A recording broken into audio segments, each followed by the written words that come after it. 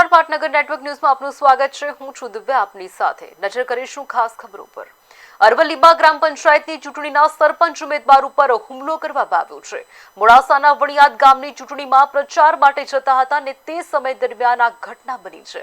આજે વહેલી સવારે 12 જેટલા અસામાજિક તત્વોના ટોળાએ ગંભીર પ્રકારે હુમલો કર્યો છે।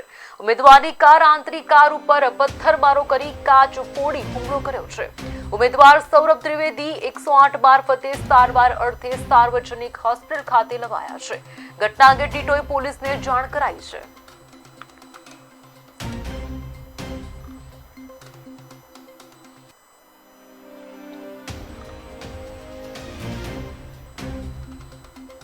મારા મત વિસ્તારમાં નીકળ્યો હતો તે દરમિયાન કેટલાક અજાણ્યા શખ્સોએ મારી ગાડી પર ઈશારો કરી મને જાનથી મારી નાખવાની કોશિશ કરી હતી અને ગાડીનો પાછળનો કાચ તોડી નાખેલ।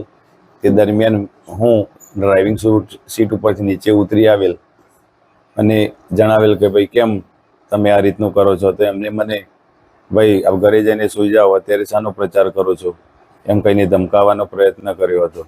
આ કેટલા વાગ્યાની ઘટના હતી? ના કયા કારણો? આ વહેલી સવારે 5 વાગ્યાની આસપાસની ઘટના છે। આ શખ્સો આમ ઓળખમાં આવી રહ્યા હતા કોઈ?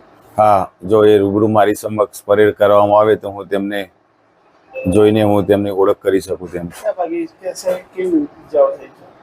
ઈજામાં મને આજે પથ્થરમારો થયો એ પછી હું ગાડી લઈ અને માતાજીના મંદિર અમારા ઘરની નજીક છે ત્યાં પહોંચી ગયેલ અને એ દરમિયાન મને અને ટેસ્ટના કારણે અચાનક જે આપણો હુમલો થયો એના લીધે મને છાતીમાં પેન ઉપડ્યું તો મેં 108નો જાતે સંપર્ક કરીને પ્રાથમિક સારવાર લીધી। ત્યારબાદ યુનિટી હોસ્પિટલમાં ગયા અને હાલ મોડાસા સાર્વજનિકમાં એડમિટ